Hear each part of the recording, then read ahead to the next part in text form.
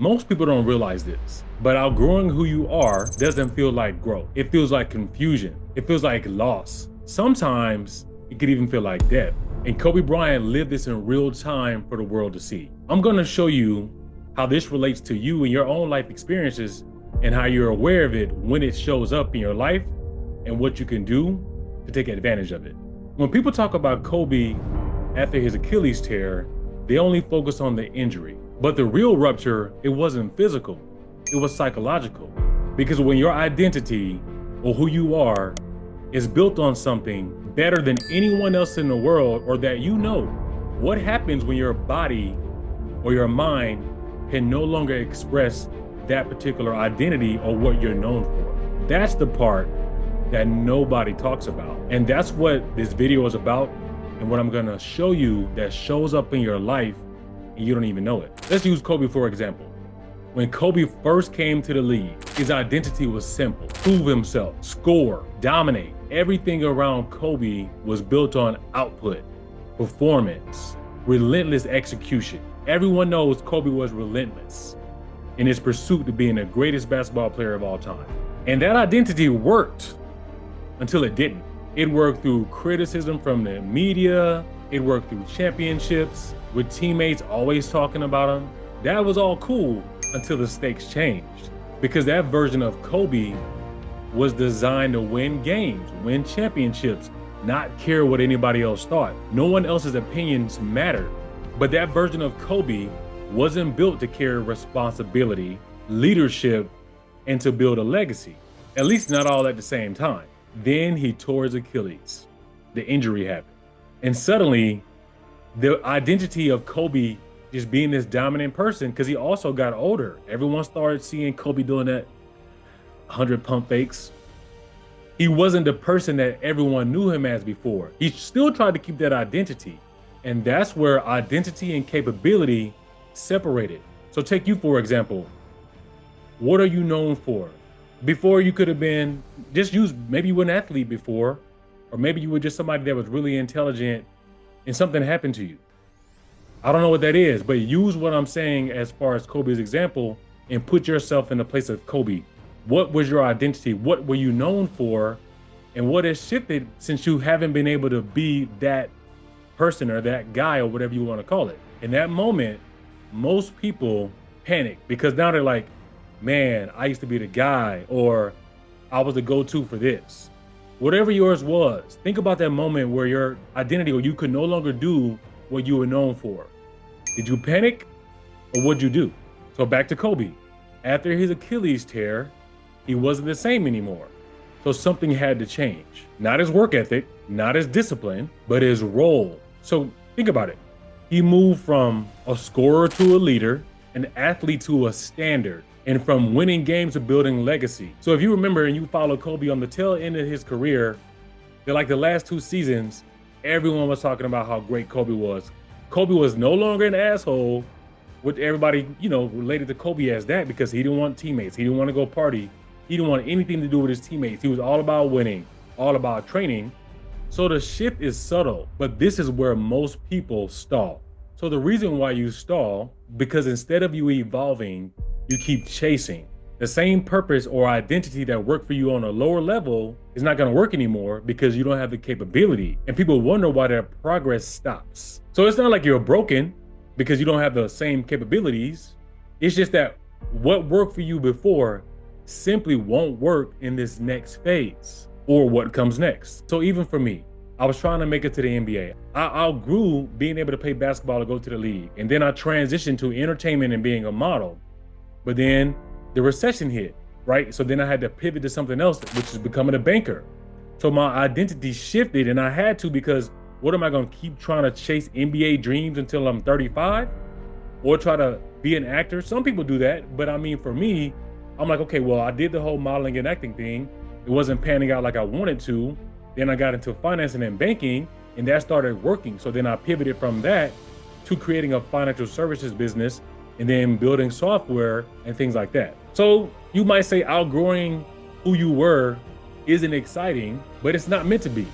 It's necessary. You just got to come to the realization for yourself. These 3 things, this version of me, who I am now, will not carry me forward because of the things that I mentioned earlier, capabilities. Number two, what once earned me respect now limits my influence. So if I'm sitting here 33 years old talking about still trying to go to the NBA, who's gonna take me serious in life? The third thing that I think is the most powerful, and I wanted to sink in deep, the thing I'm known for has an expiration date. That's huge, because once you put this in your mind and program yourself to know what I'm doing right now, eventually is gonna come to a head and I'm gonna have to pivot into something new.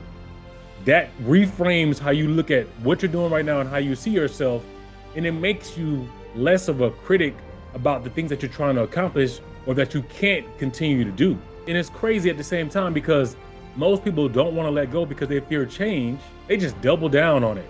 And so you have those people out here. I got friends that talk to guys who, play basketball, and they're like, this dude is still holding on to the fact that he used to be in the NBA, but he's like 35 now, still telling people, oh, I used to do this. Okay, that's cool, 20 years ago. See what I mean? So for many of us, especially guys, Kobe was like a mentor from afar. So use Kobe as a model for yourself. He allowed his role to change. He was no longer worried about being in top 10 on ESPN. He never needed external validation, but he even needed it less now. And this was just a more quieter form of dominance. You had to know Kobe and be in his inner circle to understand what he shifted from and what he was doing with his teammates, how he was showing up in practice. And the same goes for you. What are you showing up as, and how are you showing up different, or how will you show up different?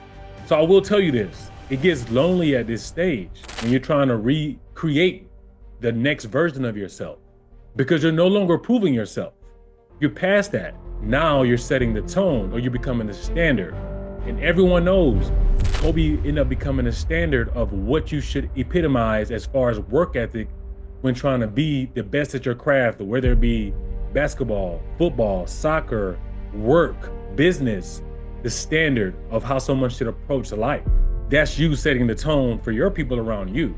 The hardship for a lot of people is they get stuck here because they think they need a new strategy or a new goal or simply more motivation. But what's really happening is something much more simpler. You're trying to move forward while protecting a version of yourself that life is asking you to release. It's giving you a clear signal that you should let it go.